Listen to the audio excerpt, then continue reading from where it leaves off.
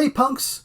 Welcome back to the University of Radlands. We'll hopefully have a shorter video for you today, as this is going to be an addendum to the video that I posted recently in regards to the 1.2 rulebook update about playing people when you have 6 people on the board.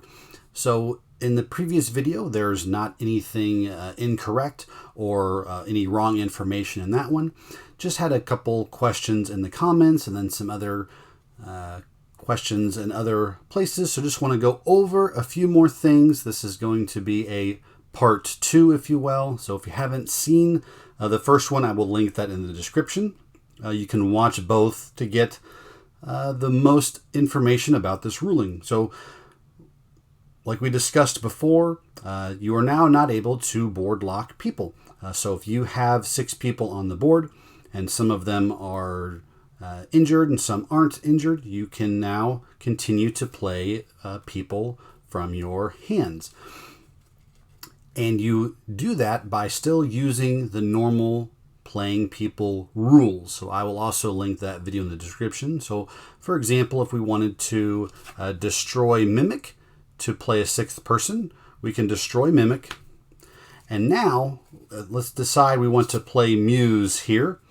We can play Muse either in front of the assassin or, like we discussed in the previous playing persons video, you can move assassin up and play Muse behind if you'd like.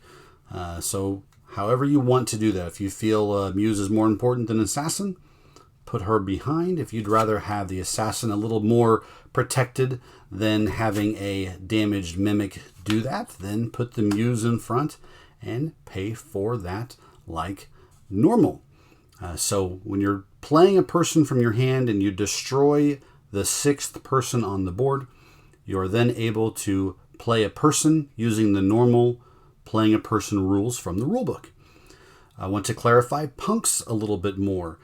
So before we mentioned that when uprising resolves, we can destroy 3 people to bring 3 punks out, and you probably would do that one at a time, because you can't just destroy the 3 people, because then you wouldn't have 3 people. That was just a little bit of a quicker way to do that. So when you have the punk symbol, so whether from events, you can have the punk symbol from traits. So like we discussed with Argoyetsky or Vanguard, when you play them, if you want to destroy a person to bring out their punk with them, you are able to do that.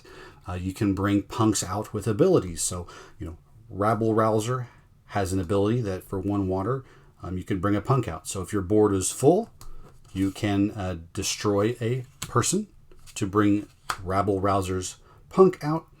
Same for Cash. You can damage Cash to bring out a punk.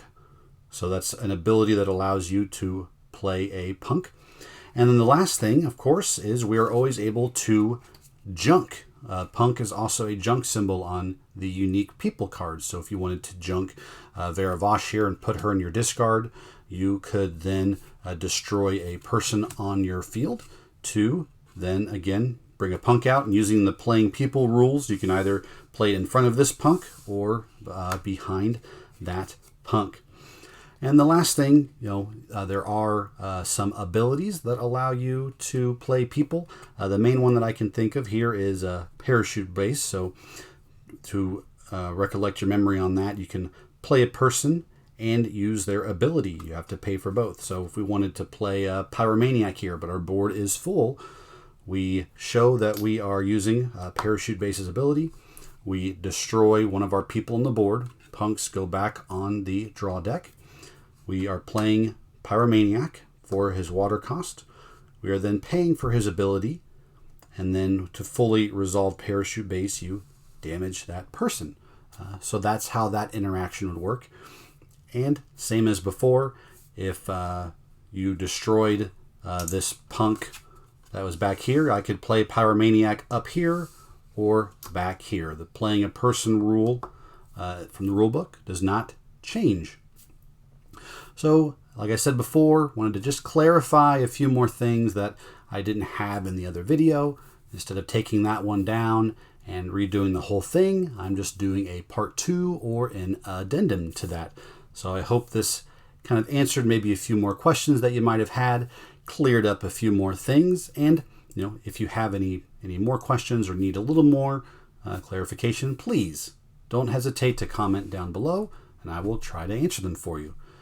And as always, stay thirsty, punks.